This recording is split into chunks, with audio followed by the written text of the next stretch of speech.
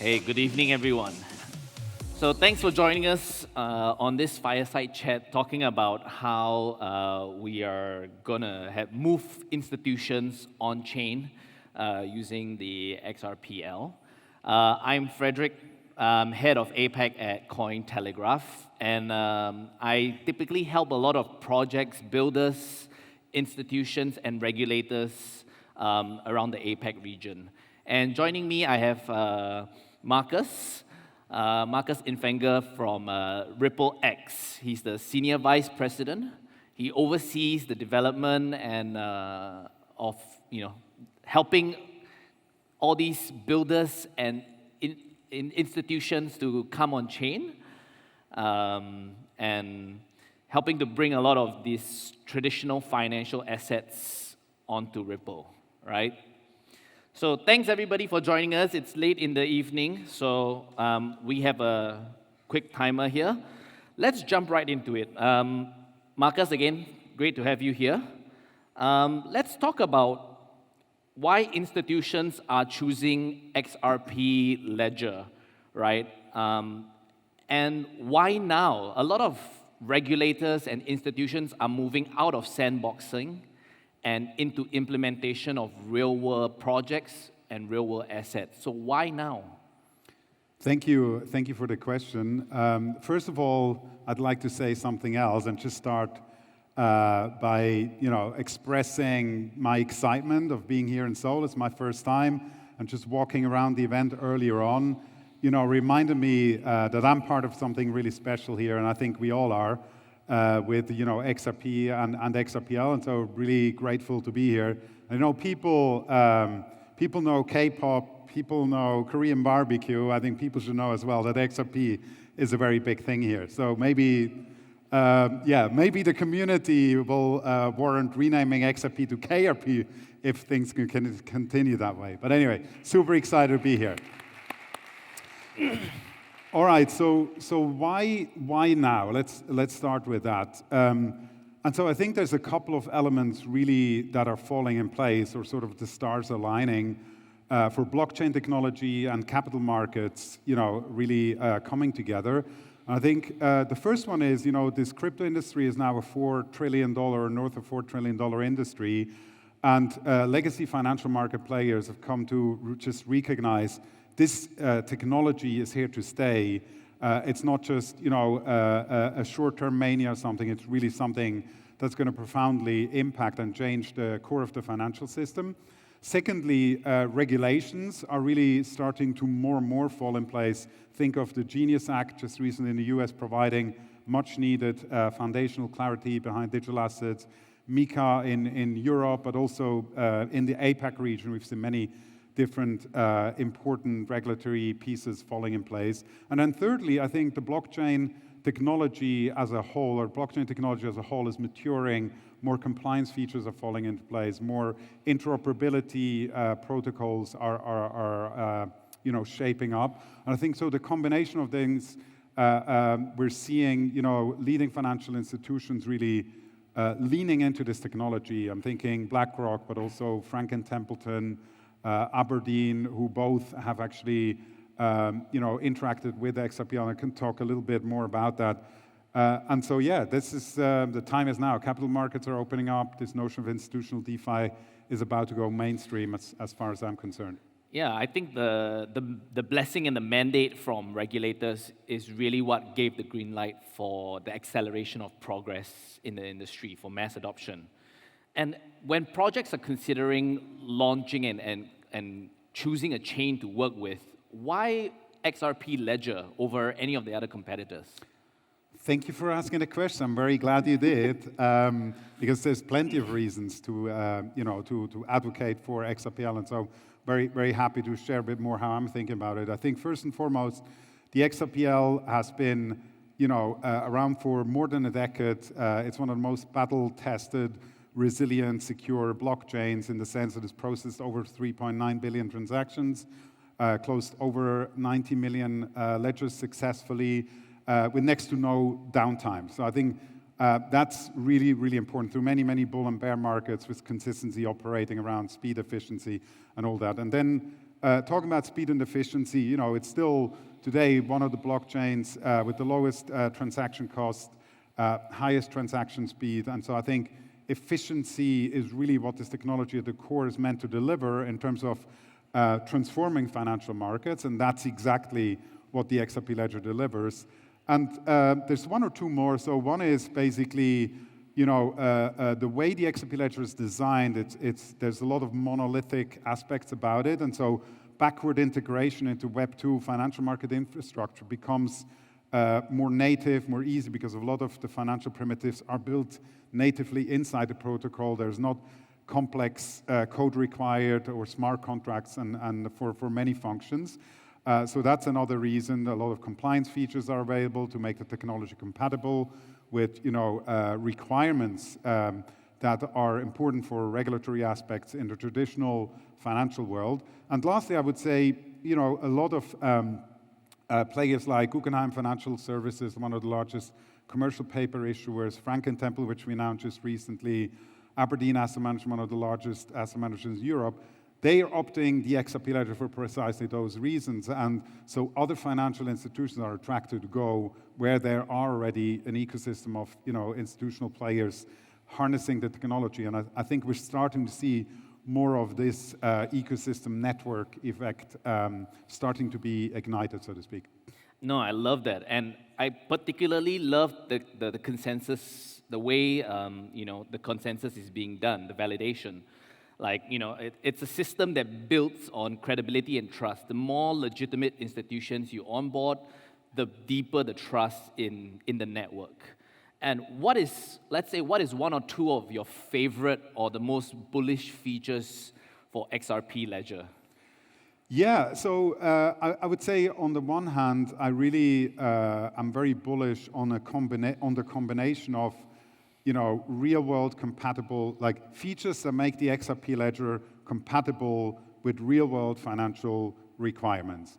And so that includes things like decentralized identifiers and verified credential to create, in combination, things like permissioned environments and domains on the XRP Ledger where KYC, AML requirements can be fulfilled by opting in the technology, which at the core is open source and public, which is the power of this technology in the first place, but then really being able to adapt to, you know, existing laws and regulations. And so the combination of that, I think, is super exciting. In addition to that as well, privacy protocols we're working on to be hopefully released in the first quarter of 2026 to keep users safe whilst allowing for transparent audit trails and things like this, and, you know, the elements that blockchains bring as a key advantage in itself, but without exposing users in vulnerable ways. The other one, which is standing around the corner, is a native lending protocol on the XRP Ledger mainnet. So basically, that will unlock a whole core primitive of finance today, which is the notion of credit and credit facilitation. And I think it's a huge pain point in traditional finance. You know, like many small, medium-sized enterprises, they really struggle with getting access to working capital to credit. And so I think blockchain technology can solve for a lot. And the protocol, the lending protocol in the XRPL, which would be hopefully proposed for voting sometime in Q4, is really built in a way to service real-world financial adoption around credit facilitation, et cetera. So I'm really excited about that. The last one I quickly want to call out is the whole programmability track that our engineering team is working on in terms of, first of all, making core features of the XRPL smarter, like smart escrow functionality, smart token functionality, and ultimately bringing a form of smart contracts on the XRPL with a view to enable more financial business logic that institutions require to be represented on-chain, so more of the efficiencies can be unleashed by using blockchain technology versus, you know, manual operations in the legacy financial market, so to speak. So yeah, lots to be excited about, and there's more road mapping, I think. I think this is as alpha as it gets. Like learning about the new features that will help onboard the next multi-billion dollars of institution money into XRP. Speaking about, you know, like institutional money, like you guys had two very interesting acquisitions in the works, Railbank and Hidden Road, right? How do each of them play a part in increasing institutional flows for XRPL? Yeah, thank you for the question. And you're right, these are two pretty instrumental acquisitions. They're still going through due diligence, closure, and whatnot. So if I think of Rail, I would, in a simplified way, state this as Ripple is the leader in crypto-powered cross-border payments or payments, and this is a move to help solidify that position in the sense that Rail has a 10% market share in B2B stablecoin payments. Stablecoin payments are really the product from crypto that are probably having the most meaningful product market fit in terms of supporting real-world financial use case. And therefore, that pairing together will really help amplify and solidify Ripple's overall position as stablecoin payments get from billions into the trillions at some point. There's also, from an infrastructure point of view, there's something really complementary, beautiful about this in the sense that Ripple has a lot of key differentiation around the payment network, which covers 90% of FX markets, and Rail really having strong differentiation around collections and pay-ins. And so that symbiotic thing will again help extend the value chain in a compelling way. And if I think of Hidden Road, so what I'm really excited about that acquisition is there's just so much synergy about it in the sense that it really further positions Ripple as a one-stop shop around core digital asset infrastructure to financial services. As some of you may know, Hidden Road is one of the largest prime brokers around digital assets. They already facilitate like $5 trillion of economic volume every year. And so integrating that into the product stack can really help amplify both of these businesses in meaningful ways.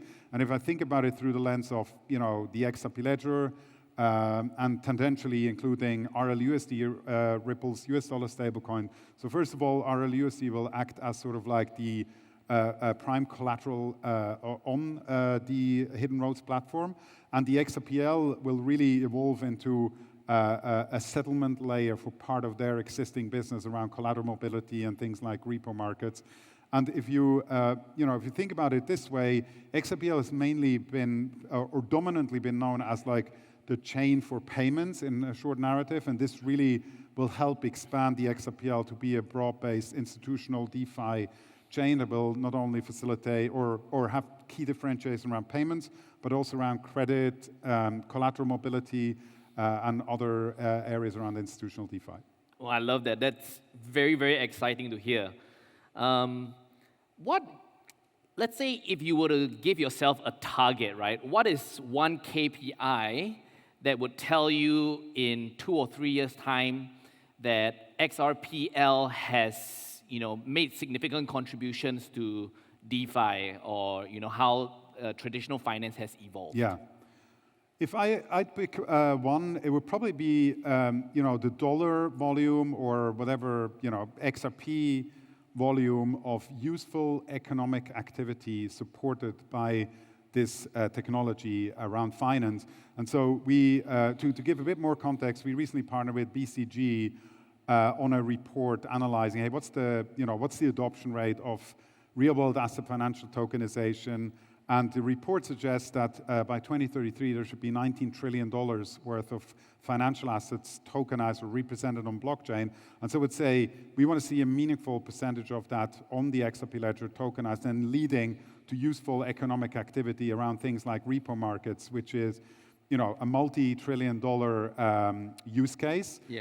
And I would want to I would see a great outcome as XRPL being a depending technology in that use case to financial institutions, and XRP really evolving into a key prime collateral in this use case. To just conclude on that, by the way, we made a recent announcement, which I think is pretty exciting, in partnership with DBS, a larger bank here in APAC, as you probably know, and also Franklin Templeton, one of the largest asset managers, to issue a tokenized money market fund. And actually, the use case we're partnering on is really to unlock repo markets on chain, which right now, they operate on a T+2 basis. They need a lot of capital buffering, pre-funding for things like credit risk for today's. And here the idea is to make this use case really real time. And so, I think this whole use case around collateral mobility is one where the XRP ledger is really predestined to, to transform that in meaningful ways. And so we're excited to partner on this, and we'll definitely look to do more things like this. And until we see, hopefully, trillions of dollars of useful economic activity powered by XRP ledger. Yeah, I think people don't understand how critical settlement times is in increasing volume and flow of money. Now, for Markus, for all of those who sacrifice their happy hour and stay here to listen to us, for the developers and institutions, right, in Korea, what's the best entry point into XRPL ecosystem, for them to get exposed today? Yeah, thank you. I would say XRPL.org is sort of like the home base and entry portal for anything related to XRPL. There's a lot of documentation, how you get involved as a builder, as a user, and increasingly so. And then there's subcategories within that, including XRPL grants, if you want to build something on the XRPL, and how you can get economically supported, including a dedicated Japan and Korea fund that we announced about a year and a half ago.